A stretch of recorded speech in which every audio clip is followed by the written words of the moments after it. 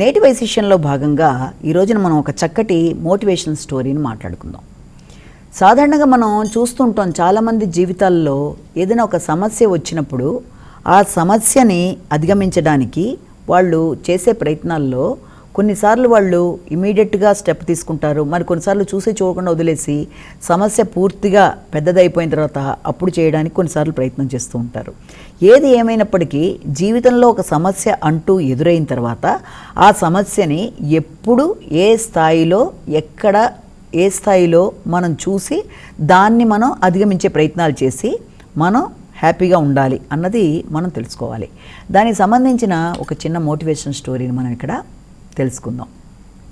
అయితే ఒకానొక ప్రదేశంలో ఒక మహారాజు ఒక గ్రామానికి వెళ్తాడు. ఆయన గ్రామానికి వెళ్ళిన తర్వాత అక్కడ గ్రామంలో వాళ్ళందరూ కూడా అక్కడ ఉండే ప్రజలందరూ ఆయనతో చక్కగా మాట్లాడి ఆయనతో తమ కష్ట సుఖాలన్నీ చెప్పుకొని అన్ని విధాలుగా కూడా ఆయనతో చాలా చక్కగా ఆయన్ని చూసుకొని వాళ్ళు పంపిస్తారు. అంటే ఇంకా ఆయన వెళ్ళాలి, ఇంకా వెళ్ళిపోతున్న సందర్భంలో అప్పుడు గ్రామంలో వాళ్ళు ఏమంటారంటే, అయ్యా మీకు ఒక ముఖ్యమైన విషయం చెప్పాలి, మీరు వెడుతున్న దారిలో ఒక పొట్టివాడు వస్తాడు, ఆ పొట్టివాడు 2 అంగుళాలు ఉంటాడు, ఆ పొట్టివాడు మీతో తలబడతాడు, కలియబడతాడు, వాడిని ఎలాగైనా సరే మీరు నిర్మూలించాలి అని చెప్తే రాజు ఆశ్చర్యపోతాడు.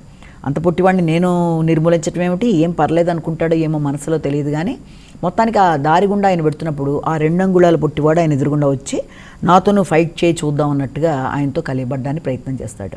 మహారాజు ఏం చేస్తాడంటే కిందకి దిగి ఆ పొట్టివాడితో చాలా ఫైట్ చేస్తాడు. ఫైట్ చేసిన తర్వాత పెద్ద కష్టం లేకుండానే పొట్టివాడిని ఓడించేస్తాడు. ఆయన ఓడించేసిన తర్వాత సరేలేవి అసలు పూర్తిగా అసలు తీసేద్దామా అనుకుంటాడు ముందు ఆ యొక్క 2 అంగుళాల వ్యక్తిని. అనుకున్నాక ఏమనుకుంటాడంటే, మహారాజుని నేను ఒక స్థాయిలో ఉన్నాను, ఇది నా యొక్క పరాక్రమానికి చిన్నతనం, అది వీడితో నేను తీసేయడం ఏంటి, కొట్టిపడేశాను కదా అయిపోయిందిలే అనుకొని వెళ్ళిపోతాడు. మళ్ళీ తర్వాత కొన్నాళ్ళకి అదే ప్రదేశానికి వస్తాడు. ఆయన వచ్చినప్పుడు మళ్ళీ ఆ దారి గుండానే ఆయన వెళ్ళడానికి ప్రయత్నాలు చేస్తుంటే ఇప్పుడు ఆ 2 అంగుళాల పొట్టివాడు విచిత్రంగా 4 అంగుళాలు అయిపోతాడు. వచ్చి మళ్ళీ మహారాజుతో తలబడ్డానికి ప్రయత్నం చేస్తాడు. రాజుకి తెలుసు కదా, ఆల్రెడీ వచ్చాడు, ఇతన్ని ఇది చేశాడు కదా, మళ్ళీ వాడితో పోరాడి వాడిని అవతల పడేస్తాడు.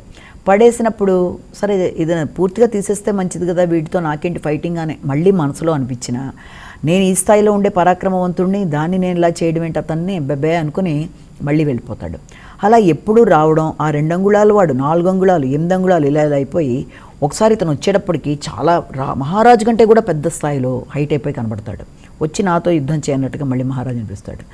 ఈసారి మహారాజు అతనితో ఫైట్ చేసి చాలా కష్టపడతారు. ఆయన అంటే చాలా కష్టం మీద మహారాజు కూడా శరీరానికి దెబ్బలు తగులుతాయి, చాలా ఇబ్బంది పడతాడు. ఆయన మొత్తానికి వాడిని ఇది చేయడమే కాకుండా ఈసారి కష్టం మీద ఆ వ్యక్తిని ఆయన ఫైట్ చేసి నిర్మూలించేస్తాడు, అంటే సంహరించేస్తాడు. కానీ ఈసారి చాలా కష్టం మీద జరిగింది, చాలా ఇబ్బంది పడ్డాడు ఆయన. ఇలాంటి దాన్ని గనక మనం ఈ విషయాన్ని చూస్తే, అంటే స్టార్టింగ్లోనే ఆయన ఆ పని చేయలే, 2 అంగుళాల నుంచి 4 నుంచి 8 నుంచి చాలా పెద్ద స్థాయిలో వాడు అయిపోయి తనతో పోట్లాడేదాకా ఆయన ఆపాడు అతన్ని.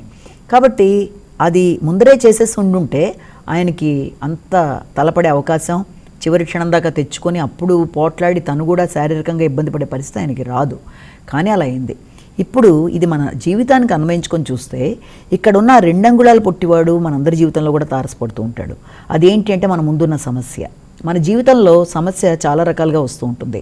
సమస్య వచ్చినప్పుడు 2 రకాలు, వెంటనే సమస్యని సాల్వ్ చేయడం మొదటి పద్ధతి, లేకపోతే సమస్యను వదిలేసేసి ఫోన్లే అన్నట్టుగా వదిలేసుకొని వెళ్ళిపోవడం అనేది ఇంకో పద్ధతి కొందరు చేసేది.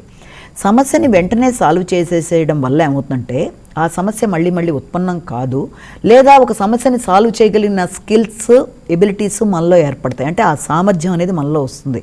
ఒకసారంటే ఒక సమస్యని మనం సాల్వ్ చేస్తే దానిలో నైపుణ్యాలు మనలో పెంచుకుంటాం. ఎప్పుడన్నా అలాంటి సమస్య, దాన్ని పోలిన సమస్య, దానికంటే అధికమైన సమస్య వచ్చినా కూడా మనం దాన్ని సాల్వ్ చేస్తూ వెళ్ళగలుగుతాం. కానీ అలా కాకుండా దాన్ని అలా వదిలేసినప్పుడు ఏమవుతుందంటే ఇందులోలాగా 2 అంగుళాల సమస్య 4 అంగుళాలు 4 అంగుళాలు 8 అంగుళాలు లాగా పెరుగుతూ వచ్చి ఆ సమస్యని సాల్వ్ చేయలేని పరిస్థితిలో మనకి ఎదురవుతుంది, అంటే నెగ్లెక్ట్ చేయడం వల్ల. కాబట్టి ఎప్పుడు కూడా మనకి ఏదైనా సమస్య ఎదురైనప్పుడు దాన్ని మనం నెగ్లెక్ట్ చేయకూడదు, వదిలేయకూడదు. స్టార్టింగ్లోనే ఆ సమస్యని మనం కనుక సాల్వ్ చేసేసుకుంటే ఆ సమస్య మళ్ళీ మనకి ఎదురయ్యి మనని అనేక సందర్భాల్లో ఇబ్బంది పెట్టడం అనేది జరగదు. కాబట్టి ఎప్పుడైనా సరే ఏ వ్యక్తి అయినా జీవితంలో తన యొక్క ఎబిలిటీస్ పెంచుకోవడానికి ఏది చిన్నది కావచ్చు, పెద్దది కావచ్చు, సమస్యే. అది గనక అంటూ ఎదురైన తర్వాత దాన్ని వెంటనే దాని యొక్క సాల్వేషన్ కోసం మనం చూసుకొని దానికి సంబంధించిన విధంగా ఎలా అయితే దీన్ని అధిగమించగలమో అని చూసుకుంటూ ఎక్కడెక్కడ సాల్వ్ చేసుకుంటూ వెళ్ళిపోతే సమస్యల్ని సాల్వ్ చేయడం అనేది సులభం అవుతుంది. ఆ సమస్య పెరిగిపోయి మళ్ళీ మన ఇబ్బంది పెట్టదు. వదిలేసాం కదా అనుకున్నంత మాత్రాన ఏదో సందర్భంలో మళ్ళీ ఎదురవ్వక మానదు కనుక వీలైనంతవరకు జీవితం అనేది ప్రశాంతంగా సాగిపోవాలి అనుకున్నప్పుడు, చిరాకులు లేకుండా ప్రశాంతంగా ఉండాలనుకున్నప్పుడు మొట్టమొదటి ఏంటంటే ఫస్ట్ సమస్య, దాని యొక్క సాల్వేషను, దాని యొక్క స్థాయి, ఏ స్థాయి అయినా కావచ్చు, సమస్య అని అందుకే అంటారు. దాన్ని ఎప్పటికప్పుడు చూసుకుంటూ దాన్ని నిర్మూలించుకుంటూ దాన్ని నెగ్లెక్ట్ చేయకుండా, ఇగ్నోర్ చేయకుండా తగిన విధంగా చేస్తూ మన యొక్క స్కిల్స్ పెంచుకుంటూ ఇలాంటి సమస్యలు ఎన్నైనా సాల్వ్ చేయగలనే స్థాయిలో మనం కనుక ముందుకు వెళ్ళిపోతున్నప్పుడు జీవితంలో అన్ని విధాల్లో కూడా వ్యక్తికి టెన్షన్స్ అనేవి ఎక్కడికక్కడ తను తగ్గించుకోవడానికి అవకాశాలు అనేవి ఉంటాయని మనకి ఈ చిన్న కథ ద్వారా మనం తెలుసుకున్నాం. నమస్కారం.